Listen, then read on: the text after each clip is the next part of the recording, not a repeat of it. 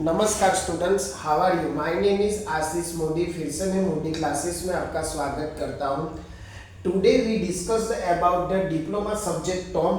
Already मैंने इस subject के चैप्टर फर्स्ट के जो बेसिक इंट्रोडक्शन थे उसके वीडियो मैंने पुट कर दिया है, ठीक है, जिसमें पार्ट 1 पार्ट 2 ऑलरेडी पुट कर दिया है, जिसमें फ्रिक्शन क्या है, मोशन क्या है, मैकेनिज्म क्या है, काइनेटिक एनर्जी, पोटेंशियल एनर्जी, और लास्ट में हमने चले थे मशीन के बारे में कि व्हाट इज मशीन, जिसमें पहले तो मशीन की डेफिनेशन आपको समझ में आनी चाहिए कि व्हाट इज मशीन।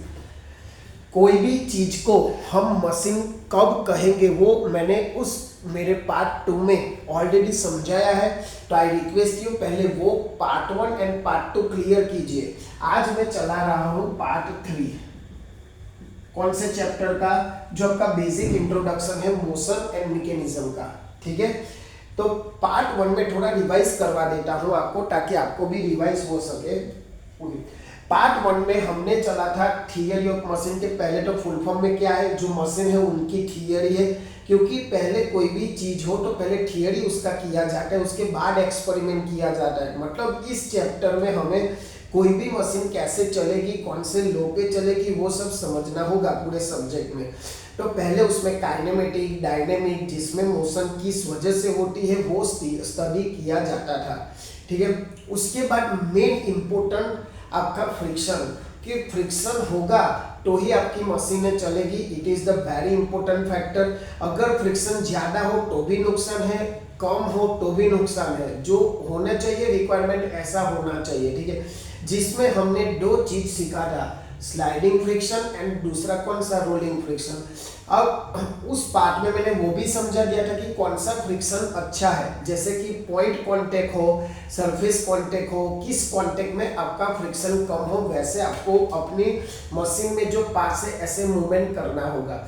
एक एग्जांपल समझने के लिए बोल देता हूँ कि आपने इलेक्ट्रिक बाइक ओला एक बाजू कंपैरिजन करो, और आपकी जो सिंपल बाइक है जिसमें चेन है, तो ओला में एक पट्टा आता है, बेल्ट आता है, ठीक है, जो मोटर के साथ कनेक्टेड है, और जो होता है आपका चेन वाला चक्कर, जो गियर से आपका पिछले पहिए से कनेक्ट किया जाता है। अब दोनों में डिफरेंस क्या है? चेन और बेल्ट हो। आप फर्स्ट सेमेस्टर के एलिमेंट्स ऑफ मैकेनिकल सब्जेक्ट में पढ़े हो, तो ये सब ना मोशन, पावर, एनर्जी ट्रांसफर करने के लिए है। मोशन, पावर, एनर्जी, ये सब ट्रांसफर करने के लिए किसका यूज किया जाता है? आपका बेल्ट और चेन के बारे में, ठीक है। समझ में आया? क्या है भाई, एक बेल्ट चेन दोनों का काम तो एक ही है, बट कौन इजी स्मूथली चलेगा, कौन किसकी लाइफ ज्यादा है, वो इंपॉर्टेंट यहाँ है। अब लोड ट्रांसपोर्टेशन की रिक्वायरमेंट है तो भी अलग अलग चीज है, बट इधर आपका होगा स्लाइडिंग फ्रिक्शन। क्यों? क्योंकि इसका एरिया, उसका एरिया क्या हो जाएगा, बढ़ जाएगा।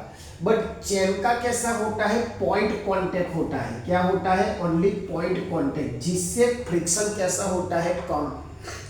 जैसे ही एरिया आप बढ़ाओगे दूसरे ऑब्जेक्ट के साथ, तो फ्रिक्शन आपका क्या होगा, इंक्रीज हो जाएगा। और फ्रिक्शन इंक्रीज होगा यानी आपका जो बेल्ट है ना उस पे लोड होगा, और आपका बेल्ट की लाइफ डिक्रीज हो जाएगी। इसीलिए ज्यादा मैकेनिज्मों में चेन यूज किया जाता है, ताकि वो लॉन्ग लाइफ चले, फ्रिक्शन कम चले और एफिशिएंसी उसकी ज्यादा चले, ठीक है। तो ये सब मैंने फ्रिक्शन के टॉपिक में रिकवर करवा लिया था। अगर आपको उसमें कुछ भी डाउट है तो प्लीज इन्फॉर्म मी, मैं वो भी सॉल्यूशन करा दूंगा। बट सिंपल आपको इतना कि मैकेनिकल इंजीनियरिंग को पता होना चाहिए कि ये सब क्यों किया जाता है, ठीक है। अब थोड़ा आगे चलते हैं उसके बारे में, कि हमने लास्ट में देखा था मशीन के बारे में। पार्ट 2 में मशीन किसे कहते हैं? कि ऐसा इंस्ट्रूमेंट, ऐसा ऑब्जेक्ट जो एनर्जी को किस में कन्वर्ट करे, यूजफुल एनर्जी फॉर्म में। एनर्जी को किस में कन्वर्ट करे? यूजफुल एनर्जी के फॉर्म में, यूजफुल एनर्जी फॉर्म। समझ में आया? मतलब कोई भी एनर्जी हमारे पास आ रही है, हम उसको डायरेक्ट तो यूज नहीं कर सकते, पर उसको हम यूज करने के लिए कुछ फॉर्म में कन्वर्ट करना पड़ेगा। बस जो इंस्ट्रूमेंट उसको एक एनर्जी में से दूसरे एनर्जी में कन्वर्ट करे उसको मैं क्या बोलूंगा? Simple machine. अब आप बोलोगे कि सर ऐसा कैसा? तो एक सिंपल सा एग्जांपल कि सन की एनर्जी हर रोज आपको मिलती है, ठीक है। अब उसको मैं डायरेक्टली यूज नहीं कर सकता कि उसको डायरेक्टली यूज करके मैं अपने घर की लाइट तो नहीं चला सकता, तो मैं क्या पुट करूंगा? सोलर पैनल लगाऊंगा, ताकि सोलर पैनल क्या है, वो सन एनर्जी को इलेक्ट्रिकल एनर्जी में कन्वर्ट करे ताकि आप अपनी लाइट चला सको। तो ये क्या चीज है आपकी? देखो सन एनर्जी, ठीक है, सन एनर्जी उसको मैंने कन्वर्ट किया आपकी इलेक्ट्रिकल एनर्जी। तो कैसे कन्वर्ट किया? तो वही चीज है आपका मशीन, यानी solar panel is the one type of the machine. समझ में आया? What is machine? सिंपल। दूसरा एग्जांपल, आपके घर का पंखा। अब आपके घर इलेक्ट्रिसिटी तो आती होगी सबके घर में, ठीक है, तो उसको मैं बोलूंगा इलेक्ट्रिकल एनर्जी, ठीक है। अब ये इलेक्ट्रिकल एनर्जी को मैं डायरेक्ट तो यूज नहीं कर सकता ना कि चलो हाथ में ले लूं और पंखा। तो क्या किया जाए? उसका मैंने अपने पंखे की मोटर में कन्वर्ट, मतलब उसको सप्लाई किया, मोटर की वाइंडिंग घूमेगी। अब वो कैसे घूमेगी? इलेक्ट्रिकल मैग्नेटिक फील्ड प्रोड्यूस होता है 90 डिग्री पे, वो सब है डिटेल में, ठीक है। वो फिर इलेक्ट्रिकल में ऑल्टरनेटिंग करंट वो सब में आपको आ जाएगा। बट यहाँ सिंपल क्या समझना है, इलेक्ट्रिकल एनर्जी आप जैसे कोई कॉइल को दोगे तो वो कॉइल क्या करेगी? घूमेगी due to the magnetic field. अब वो घूमेगी यानी आपका पंखा घूमेगा, यानी आपको मिलेगी विंड एनर्जी। तो क्या मैं इस जो कॉइल वाला मैकेनिज्म है उसके विदाउट, मतलब उसको ना लो, क्या डायरेक्ट मुझे विंड एनर्जी मिल सकती है जो हम घर में पंखे के नीचे हवा खाते? नहीं मिल सकती ना। तो बस ये जो कॉइल है, ये जो पंखा है, दिस इज द मशीन। क्यों भाई? क्योंकि मैंने उसकी वजह से इलेक्ट्रिकल एनर्जी को किस में कन्वर्ट किया? विंड एनर्जी में कन्वर्ट किया। सिंपल, समझ में आ गया?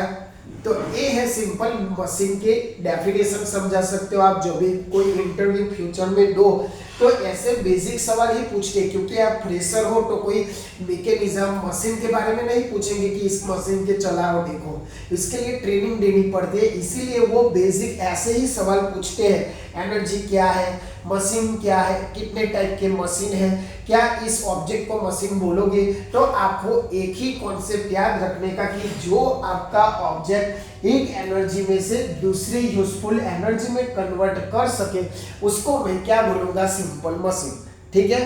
तो आई होप आपको मशीन के बारे में डिटेल में समझ आ गया होगा। अब है आगे का टाइप ऑफ द मशीन। चलो, अब type of the machine according to the your syllabus 4 या 5 टाइप्स है, तो वो हम जरा देख लेते हैं। देखो यहाँ थोड़ा टाइप आपका बढ़ जाएगा और जरा वो स्टडी भी बढ़ जाएगी। यहाँ पे लिखता हूँ आपका मशीन, ठीक है। आपको एग्जाम में कैसे लिखना है? ऐसे नहीं लिखना है कि चलो मैं ऐसे ड्रॉ करता हूँ 1 2 3 4 और 5, ठीक है। आपको एग्जाम में नहीं ऐसा लिखना है, आपको एग्जाम में पैराग्राफ वाइज ही लिखना है कि there are the 4 type of the machine, ठीक है। ये मैं क्यों करा रहा हूँ? क्योंकि ऐसे आपको ग्राफिकल रिप्रेजेंटेशन से अच्छे से याद रहे। तो यहाँ क्या होगा? आपका machine which is used for production, which is used for production, जैसे कि हाँ एनर्जी या पावर प्रोडक्शन, ठीक है। याद रखना कि ऐसे मशीन जो एनर्जी और पावर प्रोडक्शन के लिए यूज हो, जैसे कि मैं बताऊं आईसी इंजन, ठीक है, पावर प्लांट, तो ये सब आपकी एनर्जी प्रोड्यूस करने वाले मशीन है, ठीक है। चलो फिर दूसरा टाइप है machine for production. Machine for production जो अभी बहुत सारी केमिकल मैकेनिकल कंपनी में इंपॉर्टेंट है प्रोडक्शन। तो प्रोडक्शन में क्या आएगा? ऐसा मशीन जो हमारे प्रोडक्शन को क्या लगे? इंक्रीज लगे, ठीक है। जैसे कि मैं एक एग्जांपल ले लूं, प्रिंटिंग प्रेस मशीन। या अभी आप कोई भी कंपनी में एमएनसी या कोई भी कंपनी में जाओगे तो उसमें क्या होगा, एसपीएम होगा, स्पेशल पर्पस मशीन होगा। एक ऐसी मशीन है जो आप एक ही समय में 7 to 8 ऑपरेशन कर सकते हो, लाइक चैम्फरिंग, ड्रिलिंग, उसको शेप देना, वो सब कर सकते हैं। इसको मैं बोलूंगा एसपीएम के 7 या 8 ऑपरेशन आप एक साथ में कर लेते हो, वो जितना जल्दी हो। अब सोचो यही ऑपरेशन में अलग अलग मशीन पे करके जाऊं तो, यानी इसका अलग, दूसरे ऑपरेशन के लिए अलग मशीन, तीसरे ऑपरेशन के लिए अलग मशीन, तो कितना खर्चा भी बढ़ जाएगा, टाइम भी बढ़ जाए, टाइम भी आपका बहुत हो जाएगा और लेबर चार्ज बहुत ज्यादा हो जाएगा। और 5/5 वाला आपका इलेक्ट्रिकल, क्योंकि मशीन को चलाने के लिए क्या चाहिए, इलेक्ट्रिकल एनर्जी, तो बहुत सारा आपको कॉस्ट हो जाएगा। बट उसी के लिए इंजीनियरों ने क्या फाइंड किया, एसपीएम यानी स्पेशल पर्पस मशीन, जो योग्य रिक्वायरमेंट लुब्रिकेंट यूज करके हर एक ऑपरेशन में वो यूज कर सकते हैं, हर एक ऑपरेशन के एंडिंग में वो चैम्फरिंग, ड्रिलिंग, वो सब कर सकते हैं, ठीक है, यानी वो आपका प्रोडक्शन बढ़ाने के लिए। फिर है मशीन्स फॉर ट्रांसपोर्टेशन, ऐसे मशीन जो आपको ट्रांसपोर्टेशन के लिए यूज हो, ठीक है, जैसे कि ये तो सबको पता होगा, कार है, ट्रक है, वो ओनली ट्रांसपोर्टेशन के लिए। समझ में आया इतना कि कौन कौन से मशीन है, कैसे उसको क्या किया जाता है, टाइप किया जाता है, ठीक है। दूसरा है मशीन फॉर कंप्यूटर कंट्रोल, यानी कंप्यूटर से सब आपका मशीन कंट्रोल होता है, ठीक है, समझ में आया आपको, यानी सीएनसी से आपका मशीन यूज होता है। तो 1 2 3 4 फोर्थ टाइप है machine according to control by CNC, control by CNC machine, ठीक है, यानी वो कंप्यूटर कंट्रोल होता है सारा। दूसरा है आपका मशीन फॉर साइबरनेटिंग कंट्रोल,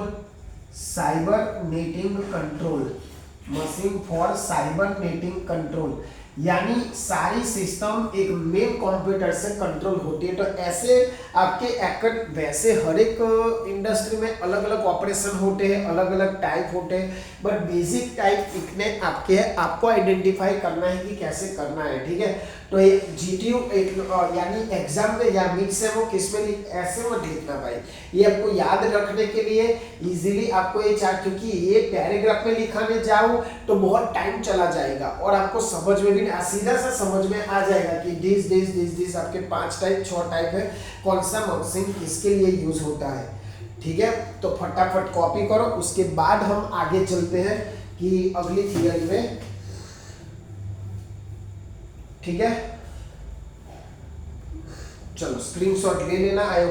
अब आते हैं सीधा, आपका मशीन तो बन गया, उसके पहले आपकी स्ट्रक्चर क्या है, फ्रेम क्या है, पैर क्या है, काइनेमेटिक पैर क्या है, वो सब यहाँ अभी क्लियर में करवा दूंगा। देखो स्ट्रक्चर, अब मुझे ये बताओ, आपने कभी ना कभी तो घर, अपना घर या बाजू का घर या कोई भी सोसाइटी का घर बनते हुए देखा होगा, ठीक है।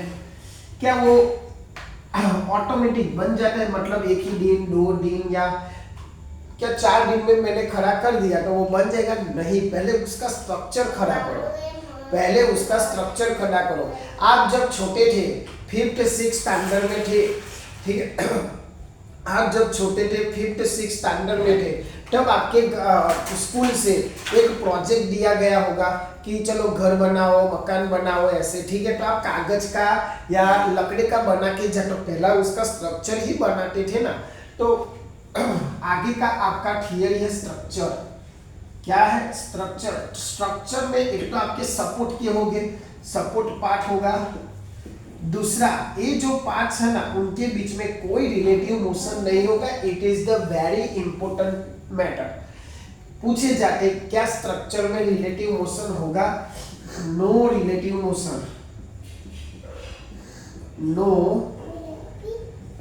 मोशन।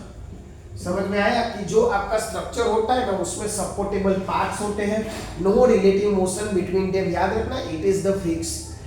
समझ में आ गया? तो लिख लो भाई, स्ट्रक्चर में कोई सपोर्टेबल पार्ट होते हैं, दूसरा no relative motion between the parts, ठीक है, और दूसरा वो कितना लोड सहन कर सकते हैं वो कैलकुलेशन से, लोड कैलकुलेशन, यानी लोड कैलकुलेशन आपका वेरी इंपॉर्टेंट है, गिना जाता है लोड कैलकुलेशन, ठीक है।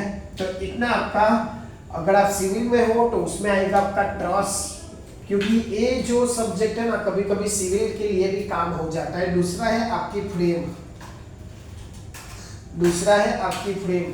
फ्रेम क्या होता है, तो फ्रेम यानी आपने स्ट्रक्चर तो बना दिया, तो उसको क्या चाहिए, एक उसको बॉर्डर चाहिए कि बस इतने बॉर्डर में हमें क्या करना है, काम करना है, ठीक है।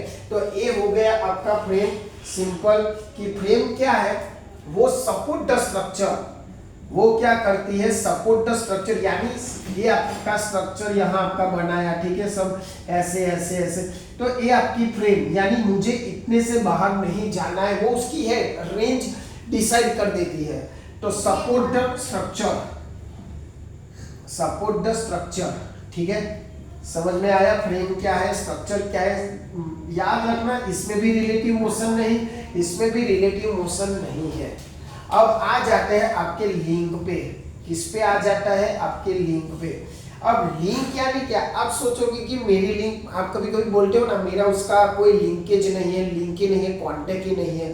तो लिंक यानी कनेक्शन। मुझे मशीन के दो पार्ट्स जोड़ने के लिए कई तरह, मतलब जुगाड़ से हम वेल्डिंग भी कर देते हैं, ठीक है, बट हमें अच्छी तरह से उसको कनेक्ट करना है, ठीक है।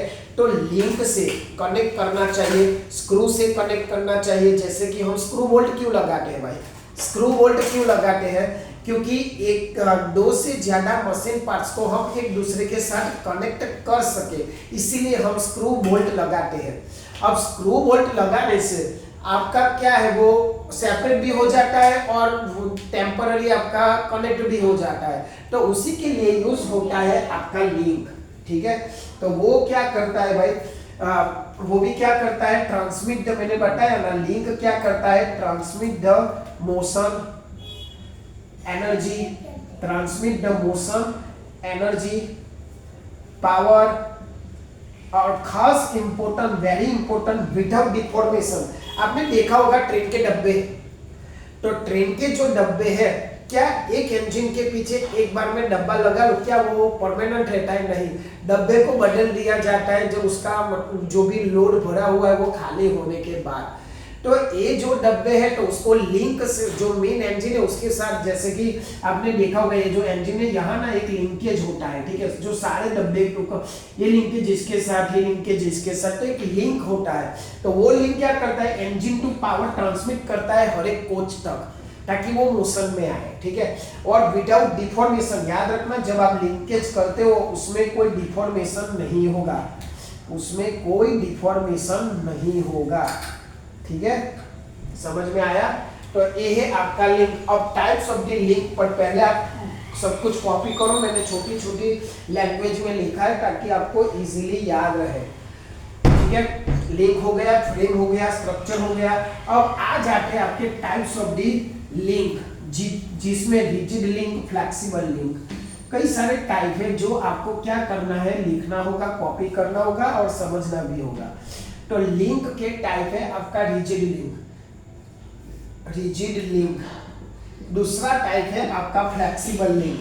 अब नाम से ही पता चल जाता है, रिजिड यानी आपका फिक्स है, रिजिड लिंक, फिक्स लिंक,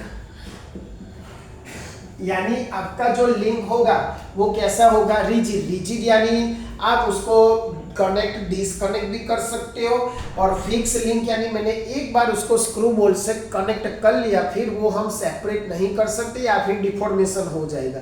तो ऐसे भी कई सारे लिंक होते हैं, तो आपको ये क्या करना है, ध्यान रखना है, rigid link, fix link.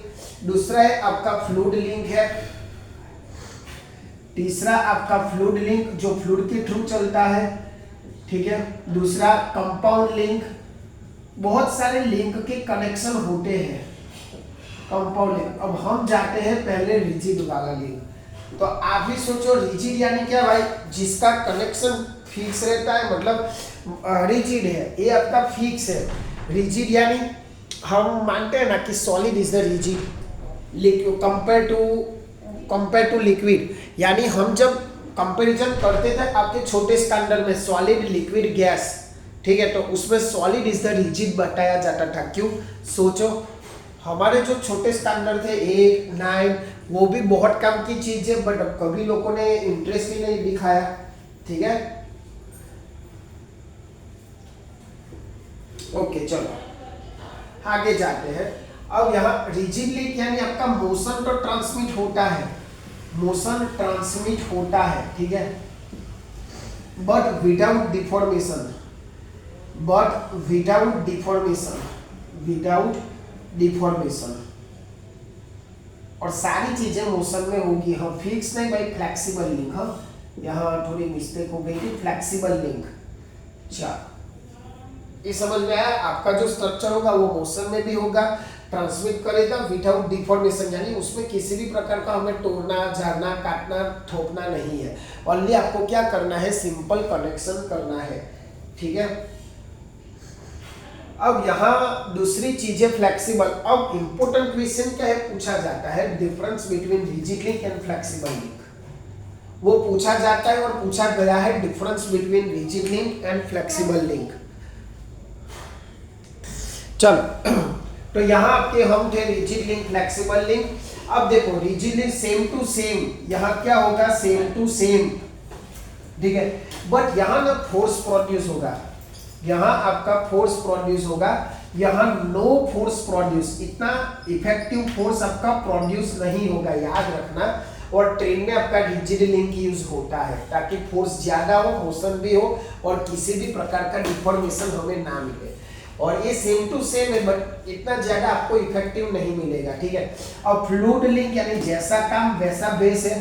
Fluid link यानी आपका ट्रांसमिट तो होगा, आपका सब कुछ ट्रांसमिट होगा, बट किसके थ्रू ट्रांसमिट होगा, फ्लूइड के थ्रू।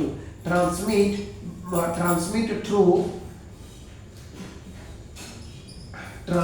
थ्रू फ्लूइड, यानी फ्लूइड के थ्रू आपका ट्रांसमिट होगा जो भी आपका मोशन, एनर्जी, पावर है वो। अब दूसरा है आपका सिंपल लिंक, ये आपका 3/5 टाइप है कंपाउंड लिंक, बट उसके पहले आपका आएगा सिंपल लिंक, फोर्थ टाइप होगा आपका सिंपल लिंक। सिंपल लिंक यानी ऐसा लिंक जिसमें ओनली वन और आपका कितना होगा, 2 लिंक होगा। कितना लिंक होगा, 1 और 2 लिंक होगा। ठीक है, उसमें ज्यादा से ज्यादा मैकेनिज्म नहीं आएगी, सिंपल सा आपका मैकेनिज्म होगा, कोई कॉम्प्लेक्स मशीनरी नहीं होगी। और 5th टाइप ऑलरेडी मैंने लिख दिया है, कंपाउंड लिंक में क्या होगा भाई, कंपाउंड लिंक में होगा 2 और मोर मशीन पार्ट्स कनेक्ट, 1 और 2 मशीन पार्ट्स, 2 और मोर मशीन पार्ट्स। यहाँ क्या होगा भाई, 2 और मोर मशीन पार्ट्स हो जा जो एक दूसरे के साथ कनेक्टेड है, मोशन में है, एक दूसरे को फोर्स प्रोवाइड करते हैं, मोर मशीन पार्ट्स। ठीक है, तो ये हुआ आपका लिंक के बारे में। पहले लिंक कोई पूछे इंटरव्यू या किसी में भी भाई, ये सब बेसिक पूछे जाते हैं, क्योंकि मैंने अभी भी बताया कि फ्रेशर्स को कुछ मशीन के बारे में जानकारी इतना नहीं होता।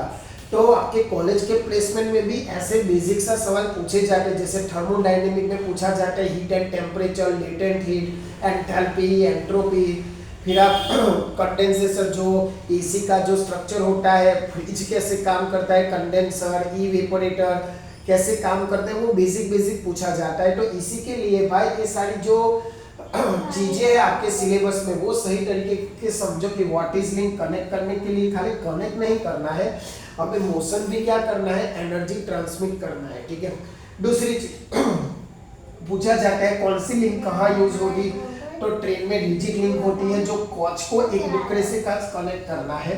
दूसरा फ्लेक्सिबल लिंक होगा, फ्लूइड लिंक जैक बैक में आपको जब कनेक्ट करना हो तो आपका through transmit through the fluid. And compound link यानी मैंने उसके पहले सिंपल लिंक 2 और मोर मशीन पार्ट्स को कनेक्ट किया जाता है सिंपल मैकेनिज्म से, जैसे चेन, आपकी साइकिल।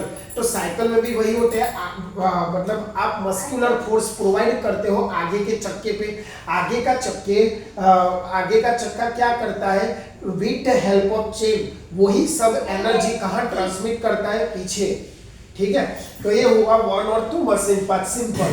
और जड़ कंपाउंड लिंक तब आप गियर सिस्टम से आप जब बाइक चलाते हो, आपकी कार चलाते हो, तो वो हो गया आपका कंपाउंड लिंक। ठीक है, समझ में आया? तो ये आपका लिंक हो गया। ठीक है, ये आपका लिंक हो गया, मशीन हो गया, टाइप ऑफ द मशीन हो गया, टाइप्स ऑफ द लिंक हो गया।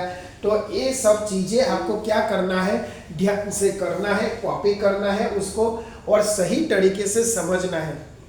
मैंने ऑलरेडी सारे मतलब ऑलरेडी दूसरे सब्जेक्ट में चैप्टर फर्स्ट थर्मोडायनेमिक है, एफएमएच में, वो एग्जाम्पल के साथ क्या है, टच कर दिया है, फिनिश कर दिया है उसको। तो आप वो भी रिवाइज करें ताकि आपके मिड सेम में फिर अगले एक दिन पहले आप करोगे कुछ भी नहीं समझ में आएगा। तो पहले से ये सब रिवाइज करो। अगर प्रीवियस सब्जेक्ट में भी आपको कोई दिक्कत है तो ऑलरेडी सब कुछ है। मैंने अभी हर बार बोलता हूँ कि ये सब पहले एक बार नहीं समझ में आएगा, 2-3 बार उसको देखो, वीडियो कॉपी करो, मतलब उसके में जो कंटेंट है उसको लिख के करो। ठीक है, और अपने फ्रेंड्स तक भी पहुंचाओ ताकि उनको भी पता चले कि ये सारा सब्जेक्ट कितना इम्पोर्टेंट है। और एक ध्येय हमेशा पर्पस रखना कि प्लेसमेंट आपका हो जाए। बस प्लेसमेंट में इनकार नहीं करना है, उसमें बैठने का मौका नहीं गंवाना है कि मुझे नौकरी नहीं चाहिए, ऐसा वैसा बाहर ढूंढ लूंगा। एक्सपीरियंस ले लेना सब कुछ का, ताकि आपको पता चले कि इंटरव्यू में कैसे कैसे क्वेश्चंस आते हैं। ठीक है, तो आज इस पार्ट 3 में इतना ही रखते हैं कि जैसे आपका मोशन है, मैकेनिज्म है, ठीक है, लिंक है, सारा इसमें मैंने क्लियर करवा चुका हूँ। तो आई होप आपको समझ में आया होगा और आपके फ्रेंड्स तक भी पहुँचाओ ये सारी चीज़ें, और चैनल को आगे बढ़ाओ, आप भी आगे बढ़ो और सारे सब्जेक्ट अच्छे से क्लियर करो। और हमेशा की तरह आप ऐसा काम करो कि दुनिया करना चाहे आपके जैसा। जय हिंद, जय भारत।